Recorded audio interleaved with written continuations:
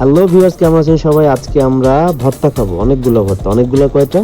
মাত্র 3টা ভর্তা। ওকে, মাত্র 3টা। আচ্ছা, সমস্যা না, আমাদের আরো একটা ভিডিও আছে, সেখানে আপনারা 7 ধরনের ভর্তা দেখতে পাবেন। আর হ্যাঁ, এখানে আমরা প্রথমেই বানাচ্ছি রসুন ভর্তা। এই যে রসুন ভর্তার জন্য রসুনগুলোকে মানে খোসা ছাড়িয়ে ধুয়ে আমরা ভালো করে তেলে ভেজে নিচ্ছি। আপনারা যদি আরও বেশি ভর্তা খাইতে চান তাহলে বেশি বেশি রসুন নেন। যাই হোক, তো ঠিক আছে, রসুন ভর্তার জন্য আমরা এখানে 2 থেকে 3টা রসুনের কোয়া নিয়েছি। এবং আজকে আমরা এর পরপরই কচুমুখী ভর্তা খাবো আর কোরাল মাছের ভর্তা খাবো। আপনারা চাইলে তেলাপিয়া মাছেরও ভর্তা খেতে পারেন, সেটা আমরা অন্য ভিডিওতে দেখাবো। আমরা আজকে কোরাল মাছের ভিডিও দেখাচ্ছি। তো ভর্তার জন্য আমরা মরিচ হালকা ভেজে নিচ্ছি। এরপরে সবগুলো ভর্তারই কিন্তু কমন কিছু ইনগ্রেডিয়েন্টস, সেটা হচ্ছে পেঁয়াজ কুচি, পেঁয়াজ, মরিচ, তেল, লবণ, আর রসুন। হ্যাঁ, পেঁয়াজ, রসুন, তেল, মরিচ, লবণ, এই তো। আর কিছু কিছু ভর্তায় ধনেপাতা দিলে একটু স্বাদটা ভালো হয়, ঠিক আছে। তো তেলটাও সব ভর্তায় লাগে না আর কি, তেলটা হচ্ছে সরিষার তেলের কথা বললাম। আর যেহেতু এটা রসুন ভর্তা, তো এক্সট্রা রসুন কুচি দেওয়ার কিছু নাই, সো আমরা রসুনগুলো নিলাম।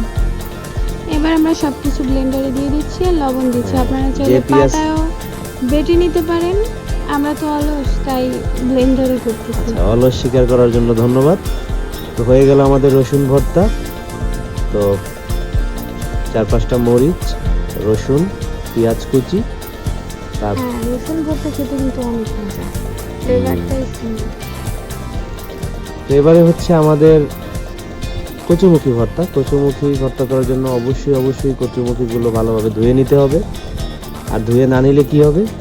বালু বালু থাকে তো, ভিতরটায় বালু ঢুকে যেতে পারে। হ্যাঁ, অথবা পানিটা ময়লা পানিতে সিদ্ধ হয়ে যেতে পারে। তারপরে খোসাগুলো সুন্দর করে ছাড়িয়ে নিতে হবে। ভালোভাবে সিদ্ধ না হলে কিন্তু ওই ম্যাশ করতে সমস্যা হবে। সো ম্যাশ করার জন্য বা ভর্তা করার জন্য একটা খাড়া পাত্র হলে ভালো হয়। আমরা আপনাদের দেখানোর জন্য একটু খোলা পাত্র নিয়েছিলাম। এই যে আমাদের পেঁয়াজ এবং রসুন একসাথে কুচি করে একসাথে ভেজে নিয়েছি, পেঁয়াজ রসুন কুচি, আর সাথে আছে লবণ আর হচ্ছে শুকনো মরিচ। আমরা একটু ঝাল কম খাই তাই মরিচ কম দিয়েছি। এর সাথে খুব ভালো হয় যদি আপনারা আর একটু ধনেপাতা অ্যাড করে নেন। আমরা আজকে ধনেপাতা অ্যাড করি নাই, কারণ হচ্ছে আর বাসায় ছিল না। মনে হয় ছিল, আমরা ভুলে গেছি। আমাদের মাছ ভর্তায় কিছু কিন্তু ও আচ্ছা, তাহলে ভুলে গেছি। তো এই যে আমাদের হয়ে গেল, একটু হালকা সরিষার তেল অ্যাড করে দিলেই চলবে। এই যে ভর্তা হতে হতে এদিকে আপনারা চ্যানেলটা সাবস্ক্রাইব করে ফেলুন।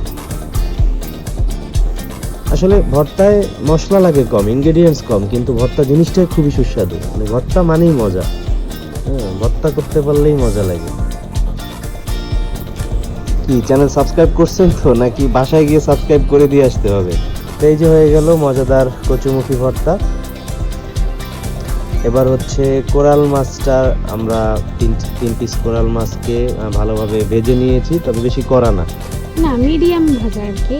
হ্যাঁ, খুব শক্তও না আবার একেবারে নরমও না। এদিকে পেঁয়াজ এবং রসুন কুচিগুলোকে আমরা লাল করে নিব, হালকা তেলে ভেজে নিচ্ছি।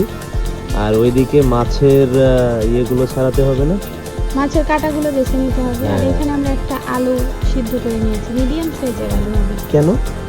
কারণ হচ্ছে আলু, মাছ ভর্তায় আলু দিলে হয় কি বাইন্ডিংসটা ভালো হয় আর মানে মাছটা একটু সফট হয়। আচ্ছা, ভর্তাটার সফটনেস এবং ভর্তাটার বাইন্ডিংটা যাতে ভালো হয়, এজন্য আমরা একটু আলু দিলাম সাথে।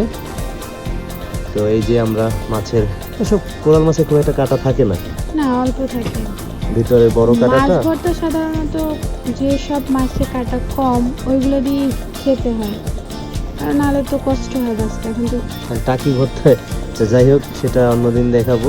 কিছু ভর্তায় অবশ্য কষ্ট করলেও কাঁটাযুক্ত মাছে অনেক সময় মজা আছে। যাই হোক, তো এখন পেঁয়াজ, রসুন কুচি এবং মরিচ, সাথে হচ্ছে একটু আলু, লবণ এবং শেষের দিকে ম্যাশ করা হয়ে গেলে একটু ধনেপাতা, আর যারা সরিষার তেল খেতে চান সাথে একটু হালকা সরিষার তেল, ব্যাস আমি আর কোনো কথা নেই, এরপরে গরম ভাত সাথে নিয়ে আমাদের সাথে বসে পড়ুন। আর অবশ্যই চ্যানেলটা সাবস্ক্রাইব করুন, কারণ আপনারা সাবস্ক্রাইব করবেন বিধায় আমরা ভিডিও বানাই। সাবস্ক্রাইব না করলে তো আমাদের সার্থকতা নেই, তাই না?